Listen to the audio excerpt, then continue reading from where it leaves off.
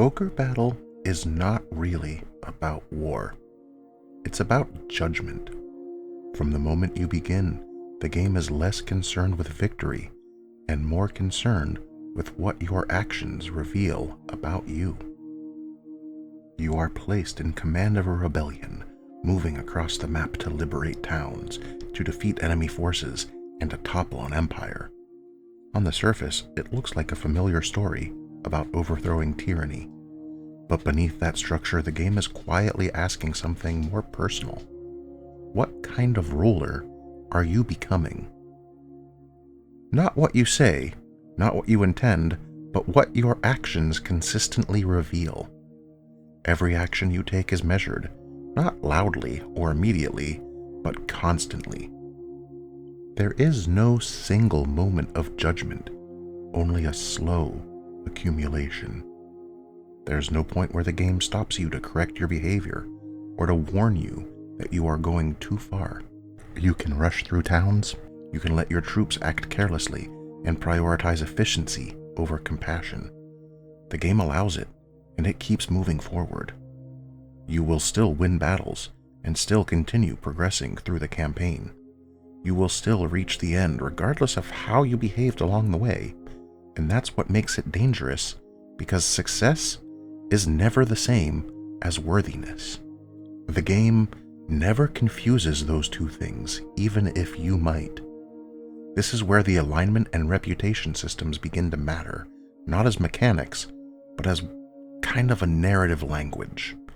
They don't exist to reward or punish you, only to quietly record who you are becoming. Every decision carries weight, even when it doesn't seem like it in the moment. Who do you send in battle? Who you allow to lead? And how you treat places you liberate are all contributing to something larger. Even the things you ignore begin to define you. The game never pauses to judge you, never pauses to interrupt you, or to guide you back into a correct path. It simply allows you to continue. And that is the point, because this is not a story about being told what is right, but revealing what you do when no one stops you. Liberation in Ogre Battle is not clean. From a distance, it looks heroic, but up close, it becomes complicated. You can free a town and still leave it worse than before. You can remove one form of control and replace it with another without realizing it. You can defeat the Empire and still mirror its behavior in your own actions.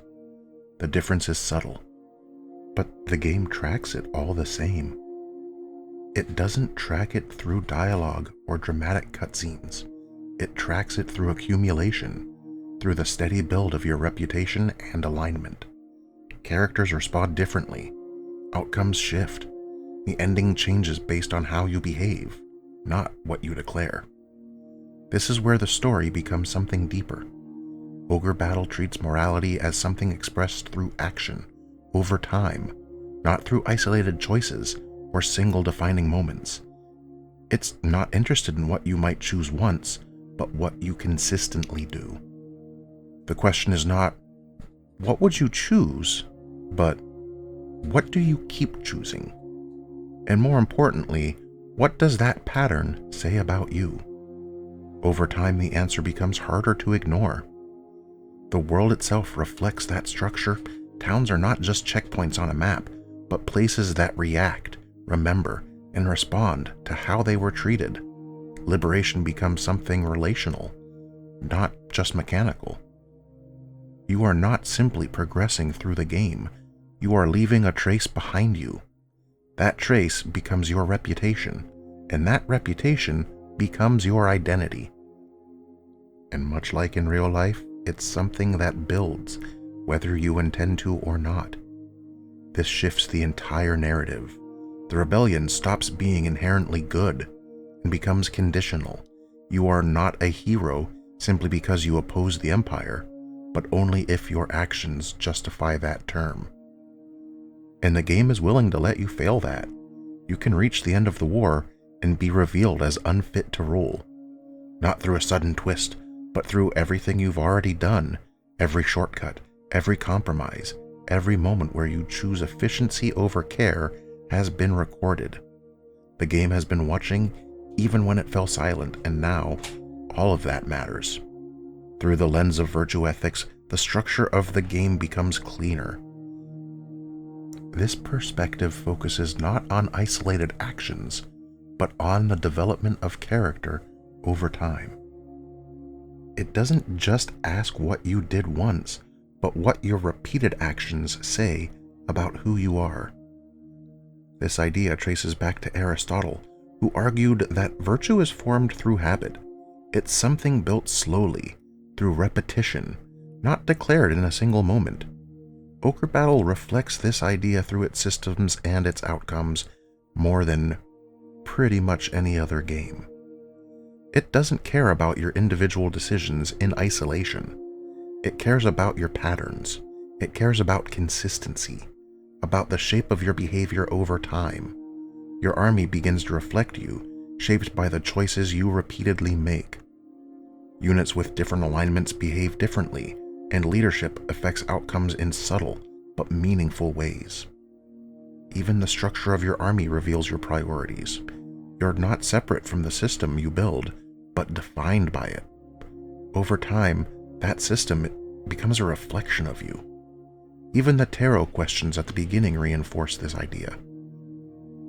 They ask you abstract, philosophical questions that seem small at first, but they establish your baseline. The game begins by asking, "Who are you?" Not as a test, but as a statement. And then, over the course of the entire experience, it asks whether your actions prove that answer true. Did you become what you claim to be? Or did your behavior slowly drift away from it? The game never forces that answer, it simply reveals it. This is where the title itself becomes meaningful. A march is not a single moment, but a process that unfolds over time. It is slow, it is deliberate, and often it's unavoidable. In the same way, your moral trajectory is not defined by one action. It is built step by step, battle by battle, decision by decision. Often it happens so gradually that you don't even notice it's changing, until one day it becomes undeniable. The game never needs to tell you who you are.